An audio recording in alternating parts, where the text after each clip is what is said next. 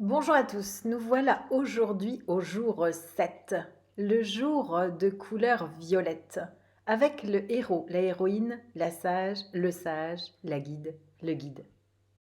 Alors, avec cette énergie 7, voilà une journée de pause. En année 7, on parle d'année sabbatique. Alors, dans ces 9 jours, le 7 va représenter un temps de pause afin d'avoir plus de clarté et de discernement. C'est un temps de retraite, de recul, afin de mieux se connecter au divin, avoir l'esprit clair. J'aime à dire que les 7 sont des chercheurs de vérité. Il y a dans cette énergie 7 le 4 et le 3, la matière et l'esprit. C'est donc bien la mission du 7 que de ramener le divin dans la matière. Ainsi, cette énergie 7 va nous ramener dans les domaines des études, de l'enseignement, des livres, des librairies. Le 7 aime chercher, se former, c'est un guide, un sage.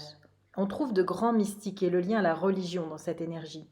C'est pour cela qu'on entre dans la dimension collective. Cette énergie aime la clarté, la vérité. Ainsi, il n'est pas rare que dans les journées 7, mois 7 ou année 7, les non-dits et les mensonges se révèlent. C'est pour cela qu'il y a aussi besoin de silence afin de se connecter à son âme. Alors, allons lire le mantra 7. Aujourd'hui, je reconnais et accepte dans ma vie l'énergie du 7. Je crois en la perfection du divin en moi. Cette certitude me permet d'atteindre le calme, la sérénité et la paix.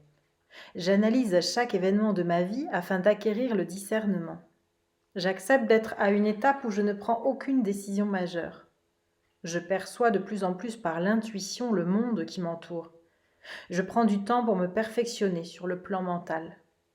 Je confère à ma vie et à tous mes actes quotidiens une dimension sacrée.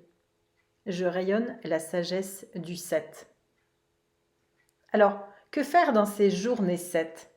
Eh bien, je vous invite à déjà poser l'intention dès le matin que ce sera une journée différente, une journée de centrage.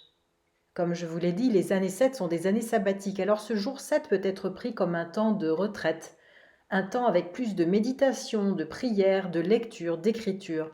Vous mettre dans le silence, vous couper des réseaux sociaux par exemple. C'est une journée idéale pour se poser et analyser une situation afin d'y voir plus clair. C'est une journée qui permet d'accéder à la compréhension du plan divin, d'avoir plus de clarté et de discernement. Vous pouvez faire aussi une longue promenade méditative par exemple, ou mettre de l'encens, ou écouter de la musique, ou voire de rester en silence. Il est très bon de se déconnecter du monde dans ces journées 7 et de rester à l'intérieur de soi-même, comme un petit Bouddha. Je vous souhaite de vivre cette journée 7 avec cette dimension sacrée. Et si vous avez envie de partager, de nous retrouver ce soir sur le groupe. Belle journée à vous, à bientôt.